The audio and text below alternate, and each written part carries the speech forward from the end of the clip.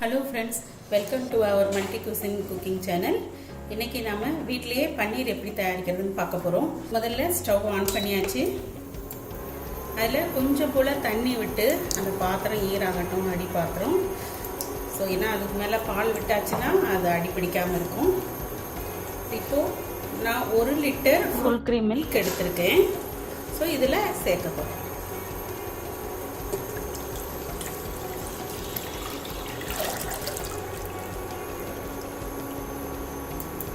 இது நல்லா காஞ்சு கொதிக்கணும்.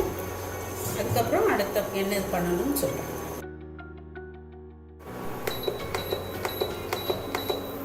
சோ இப்போ பால் நல்லா கொதிக்குது.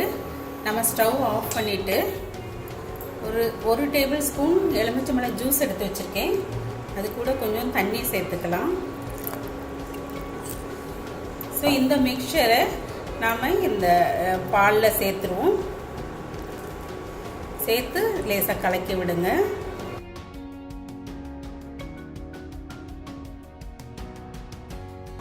இது அப்படியே அந்த சீஸ் எல்லாம் விட்டு தனியா பிரிஞ்சு வர ஆரம்பிக்கும். நம்ம இன்னும் மிச்சம் உள்ளதெல்லாம் சேர்த்துருவோம்.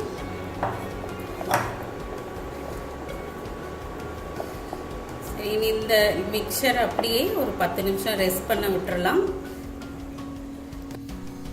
இப்போ இங்கே இந்த பன்னீர் இப்போ எல்லாம் தெரிஞ்சு நிற்கிது. நம்ம இதை ட்ரெயின் பண்ணுறதுக்கு எடுத்து மாற்றி ட்ரெயின் பண்ணலாம். ஒரு பாத்திரத்து மேலே ஸ்ட்ரெயினர் வச்சு அதுக்கு மேலே துணி போட்டு வச்சுருக்கோம். ஸோ இதில் இதை ஸ்ட்ரெயின் பண்ணி எடுத்துடலாம்.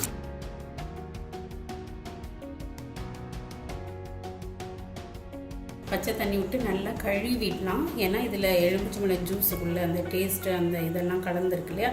ஸோ அதை நீக்கணும்னா நம்ம பச்சை தண்ணி விட்டு நல்லா கழுவி எடுக்கணும்.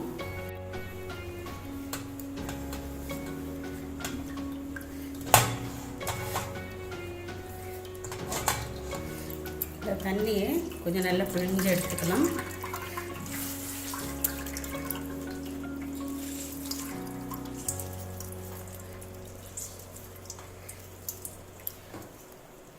ஸோ இனி நல்ல தண்ணி வச்சு இதை கொஞ்சம் நல்லா வாஷ் பண்ணிக்கலாம்.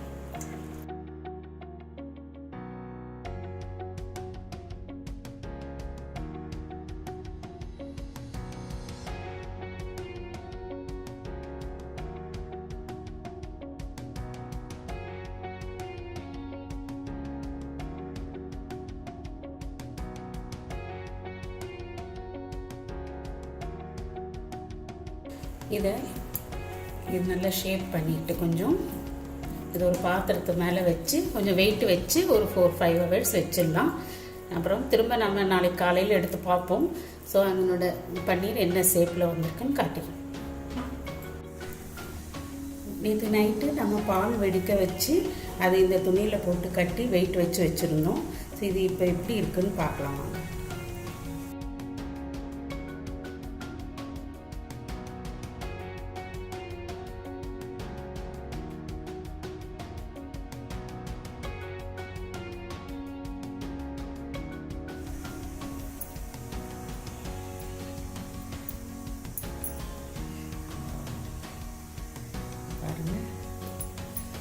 நல்ல அழகான பன்னீர் நமக்கு ரெடி ஆயிடுச்சு. ஸோ நமக்கு நல்ல அழகான பன்னீர் ரெடி ஆயிடுச்சு. ஸோ இதை நம்ம எவ்வளோ சாஃப்டாக இருக்குது பாருங்கள். இதை கட் பண்ணி பார்க்கலாம்.